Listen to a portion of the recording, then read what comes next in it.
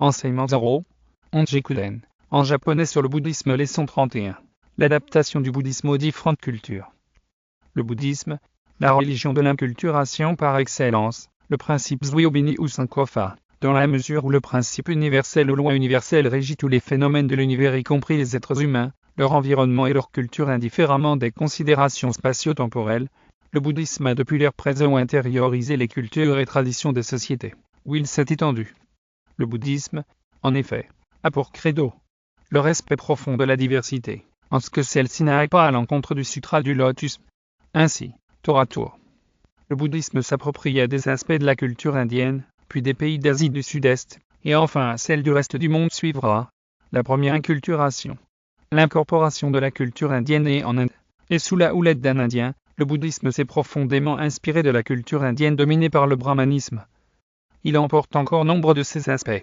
Au titre des éléments de la culture indienne bouddhisée, on peut citer 6 premiers mondes, notion de karma, divinité telle Brahma Sampati, chakra. La deuxième inculturation, l'incorporation des cultures sud-est asiatiques historiquement, au fur et à mesure que le bouddhisme sortait de son cocon indien et se diffusait à travers l'Asie. Le bouddhisme a intégré divers éléments de la culture et des traditions locales. Ainsi concepts, rites, divinités des populations locales ont fait corps avec le bouddhisme. Cette technique d'inculturation, dans laquelle le bouddhisme est passé maître, est appelée en japonais Zuiobini et Sankofa, en langue nationale ivoirienne dite Baoulé. Le Sankofa est un animal mythique Akan, qui symbolise le retour aux sources dans la modernité ou la modernité qui épouse la tradition. La troisième inculturation.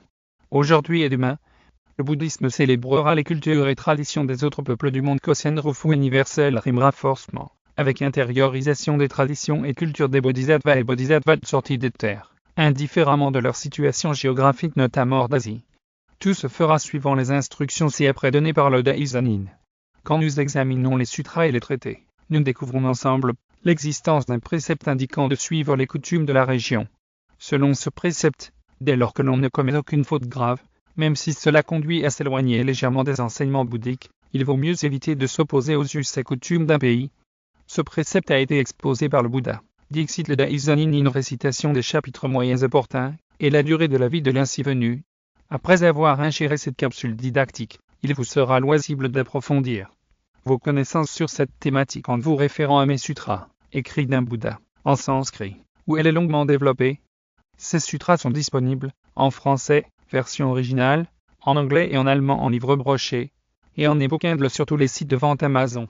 S'agissant des liens Amazon KDP de mes sutras, priez à vous référer à mes profils TikTok, ou Facebook ou encore à la leçon 11 de mes enseignements. Toutes mes vidéos sont compilées sur mes 3 chaînes YouTube. Kosen Rufu TV, English Kosen Rufu TV et Kosen Rufu Vile. Pour les liens de ces chaînes, voir ma bio, ou allez sur Google et tapez l'intitulé de la chaîne de votre choix dans la barre de recherche.